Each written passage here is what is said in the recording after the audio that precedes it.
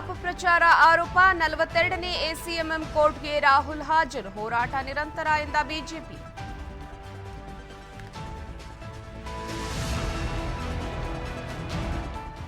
June 9ಕ್ಕೆ Modi ಪದಗ್ರಹಣ. ಇಂದು ದೆಹಲಿಯಲ್ಲಿ NDA ಮೈತ್ರಿಕೂಟ ಸಭೆ. ಮಾಜಿ ಪಿಎಂ ಎಚ್ಡಿ ದೇವೇಗೌಡರು, ಕುಮಾರಸ್ವಾಮಿ ಭಾಗಿ.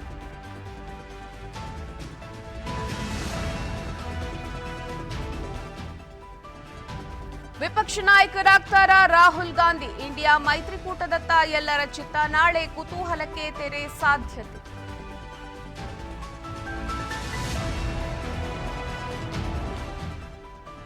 ಉತ್ತರಾಖಂಡದಿಂದ ಮರಳಿದ 13 ಮಂದಿ ಸಂಬಂಧಿಕರನ್ನು ಕಂಡು ಚಾರಣಿಗರು ಕಣ್ಣೀರು. ಕನ್ನಡಿಗರನ್ನು ಸುರಕ್ಷಿತವಾಗಿ ಕರೆತಂದ ಕೃಷ್ಣ ಬೈರೇಗೌಡ.